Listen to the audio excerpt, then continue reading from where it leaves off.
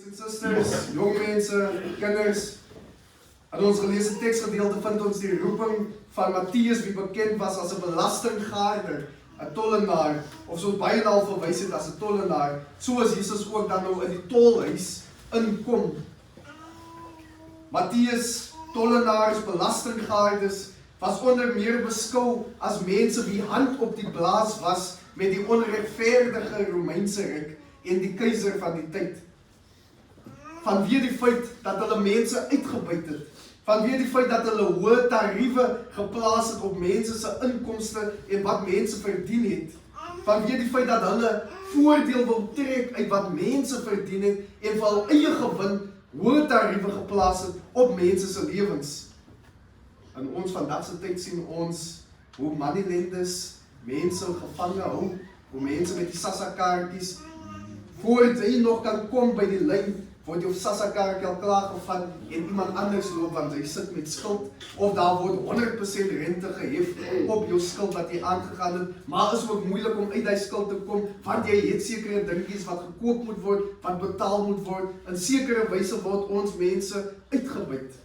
Nou op hierdieselfde wyse was die tollenaars gehandel in die antieke tyd. Van wie hul reputasie was hul dus deur baie en in besonder deur die fariseërs beskou as mense sonder 'n morele kompas. Mense wie mense uitbuit, mense wie mense onder druk plaas, mense wie hand op die blaas is met 'n onregverdige en ongeregtige stelsel, mense wie deur die fariseërs beskou was as ritueel onrein, mense wie nie om dieselfde tafel as jy kan sit nie. Dit was mense met wie die fariseërs glad nie wou vereenselwig nie. Wat nie nog van by hul huise ingaan nie.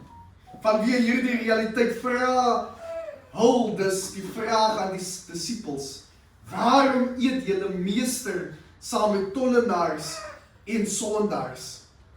Hierop reageer Jesus dan met die woorde: die wat gesond is, het die geneesheer nie nodig nie, maar die wat ongesteld is, maar gaan leer wat dit beteken. Ek wil barmhartigheid hê en nie offerande nie, want ek het nie gekom om regverdiges te roep nie, maar sondaars tot bekering.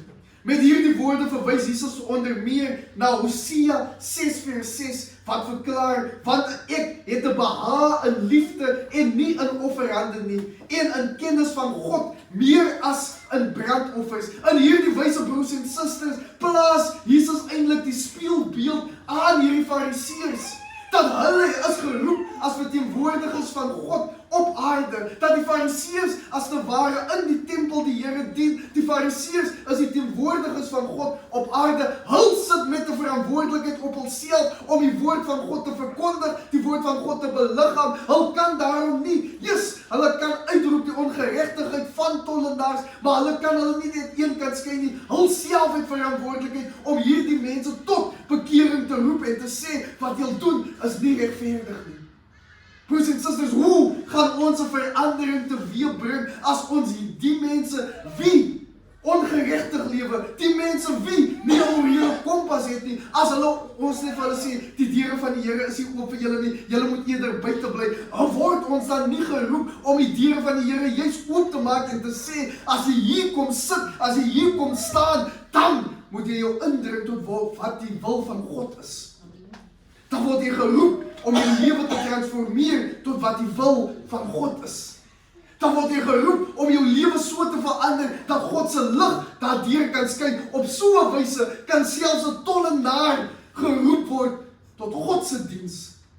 Want die Here sien iets groter binne in hom wat gebruik kan word tot eer en verheerliking van God se koninkryk. Broers en susters, as ons nie bid vir die kind wat in dwelms verslaaf is nie, as ons nie bid vir die man, vir die vrou wat in drank verslaaf is nie, as ons nie bid vir die kind wat by die huis sit werkeloos nie, as ons nie bid vir die kind wat nie meer skool toe wil gaan nie, hoe gaan daar 'n verandering teweegkom? Dis waarom die Here sê, hier, die wat gesond is, het die geneesheer nie onnodig nie, maar die wat ontsteld is. Ons gaan mos nie met 'n gesonde wond na die dokter toe nie. Die dokter is juist daar, maar soms ons wil ook mos nie gaan nie. Ons kop teen die karre Eers as dit op sy ergste is, dan gaan ons, veral ons mans, ons hou onderdruk die pyn, ons onderdruk die seer, ons onderdruk die wond, tot dit op sy ergste is. Die Here het juis gekom vir die wat gebroken is van hart. Die Here het juis gekom om die wat ongeregtig is, vir hulle reg te roep en te sê, maar jy het 'n groter doel voor oor. As die Here nie gekom het vir die wat van die pad af is, hoe sou Saulus dan geroep word tot Paulus? Dan sou hy net voortgegaan het met sy dade. Die Here roep ons om 'n ommekeer in ons lewe teweeg te bring. Hy roep juis daai verlore skapies en hy katrol hulle in. Die woord sê, net vir een verlore skapie gaan die Here uit en hy bring hulle terug in die kraal. Maar broers en susters, onder ons gemeenskappe in ons land is daar soveel verlore skapies, maar ek wil glo, die Here sorg vir een en elkeen van hulle, maar hy roep ons om die hande en voete van God op aarde te wees en uit te gaan en hulle terug te bring. In hierdie wyse, as die Here sê, hy het gekom, die wat gesond is, het die geneesheer nie nodig nie, maar die wat ongesteld is. In hierdie wyse sê hy nou nie, die tollenaars is die enigste mense wat ongesond is nie.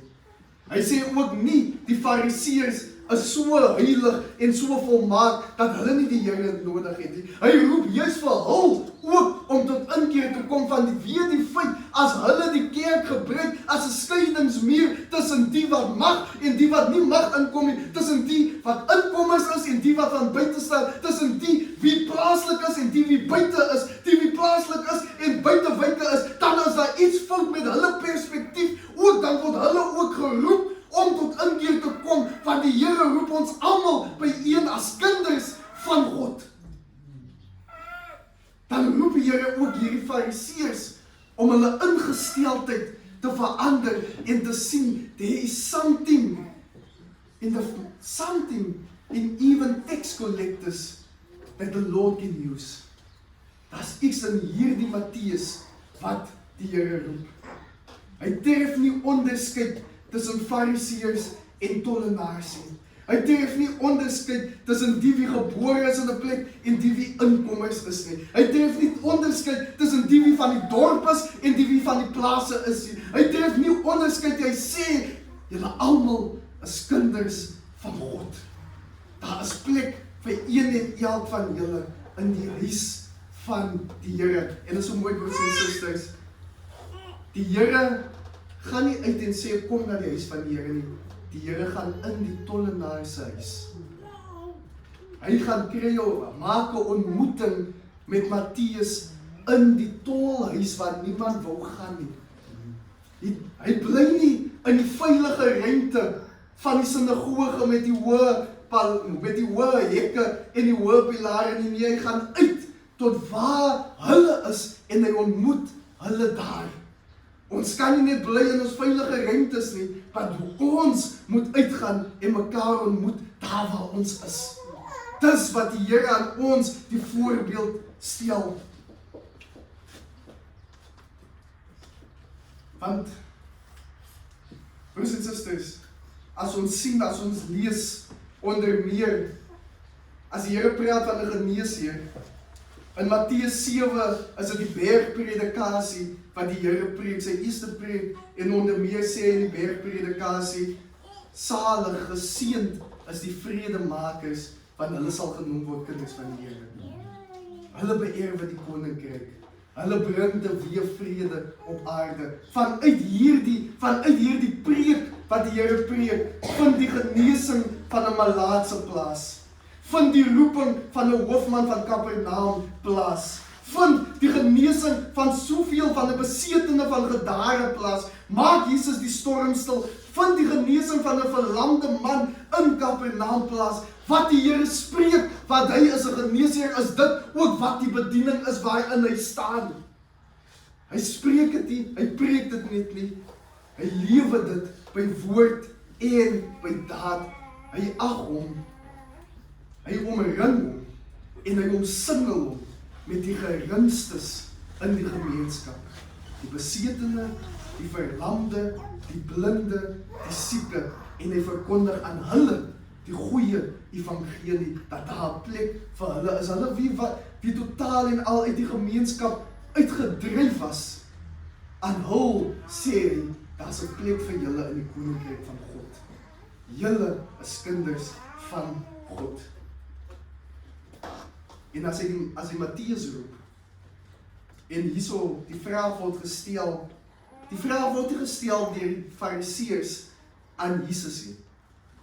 En toe die fariseërs dit sien, sê hulle vir die disippels, waarom eet julle meester saam met tollenaars en sondaars?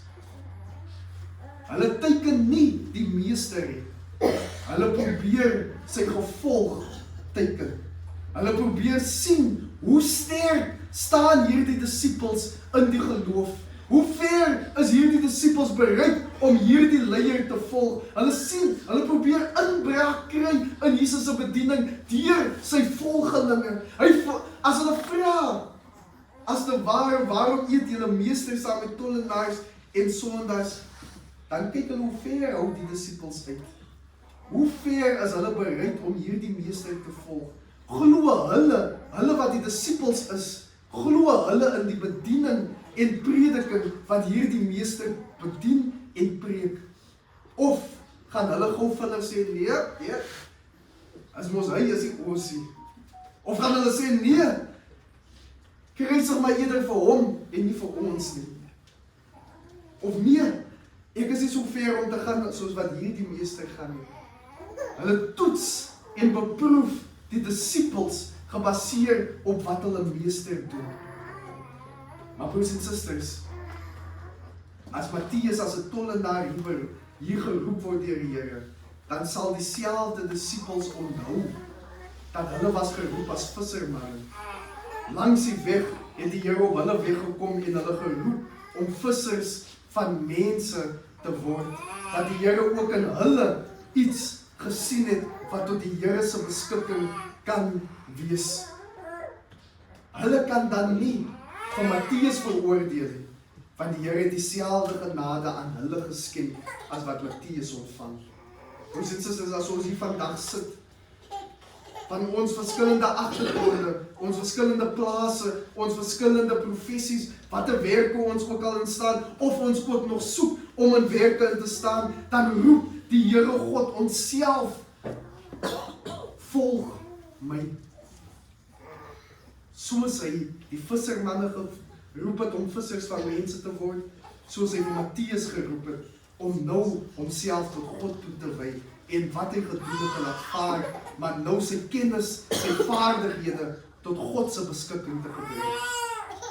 Sien die Here, wil ek glo, in elkeen van ons ook iets wat tot die Here se beskikking gebruik kan word.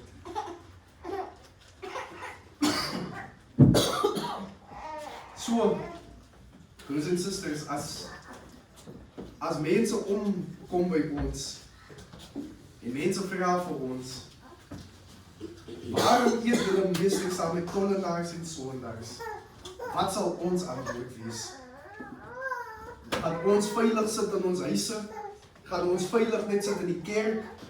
Of gaan ons uitgaan in ons gemeenskappe, op ons plase, om ons bure en 'n verskil te weet te probeer bring in die geringste se lewe? Ons het gelees, ek was honger en julle het my niks gegee om te eet nie. Ek was dors en julle het my niks gegee om te drink nie. Ek was naak en julle het my niks gegee om aan te trek nie. Ek was haweloos en julle het my nie 'n plek gegee nie. Deur die geringste te help, vergestalt ons en gee, beliggaam ons iets wat ons meester, die Here Jesus Christus self op aarde beliggaam het. Maar God ons help om die nood om ons en in ons huise raak te sien en te wil glo dat God ons roep om 'n verskil te bring en net ietsie te gee. Al is dit 'n klein potjie suiker aan ons bure, al is dit 'n potjie, net 'n klein bietjie melk vir die koffie aan ons bure, is dit 'n geringe daad wat ons doen, wat iemand help deur die dag. Ek wil afsluit met die vraag wat broer Godfrey vir my gevra het in die week En hy het 'n baie vinnig gevra, tong in die kies, maar tog is dit nodig dat dit gevra word. En broer Godfried vra my in die week, Dominee, wat doen ons vir ons plase? Wat doen ons as kerk vir ons plase? Wat doen ons as kerk vir ons lidmate wat woon op die plase? En op daai oomblik het ek ook 'n bietjie maar sy vraag, wat gevra moet word? Van u is nie buite die gemeente nie. U is hier buitewyd nie. U is hier op die plase en ons in die dorpie. U is deel van ons. Dit is 'n noodsaak, die roeping wat God op ons plaas. Wat doen ons vir mekaar? Hoe bou ons mekaar op? Hoe rig ons mekaar? Hoe bid ons vir mekaar? Hoe kom ons byeen as gelowiges van God? Hoe ondersteun ons mekaar? Dit is 'n vraag wat nie misgekyk kan word nie. Dit is 'n vraag waarmee ons gekonfronteer word as ons sê die Here Jesus Christus is ons saligmaker en hy is ons meester vir wie ons volg. Want selfs hy het met die geringstes in die gemeenskap nie net gou vinnig by byeen gekom nie, maar in hul huise gegaan en 'n ontmoeting met hulle gehad. Daarom word die roeping op ons geplaas om byeen te kom, om saam te wees, saam te bid, saam te dien. Want ons is een, die God wat ons saamroep en die Here Jesus Christus wie ons meester is. Maar God ons dat ons nooit vergeet van mekaar nie, dat ons nooit ver staan van mekaar nie, maar dat ons altyd, maar altyd uitkom en daar wees, by mekaar se huise, in mekaar se wonings, om daardie ontmoeting te hê, want Jesus ontmoet ons daar. Soos Jesus vir Matteus ontmoet het, soos Jesus die vissermanne ontmoet het op die weg, Jesus ontmoet ons net daar waar ons is. Jesus ontmoet ons op Groenland, Jesus ontmoet ons op Sewenwagplaas, Sewenwag-Wynistyd, Jesus ontmoet ons op Landverwag, Jesus ontmoet ons op Goede Hoop, Jesus ontmoet ons net daar waar ons is. Ons sal die fout maak as ons soos Fariseërs ons blind staar en dink Jesus ontmoet ons net in 'n kerkgebou. Jesus ontmoet ons net daar waar ons is. Mag ons die Here Jesus Christus self volg daarin om daar te wees vir mekaar. Amen.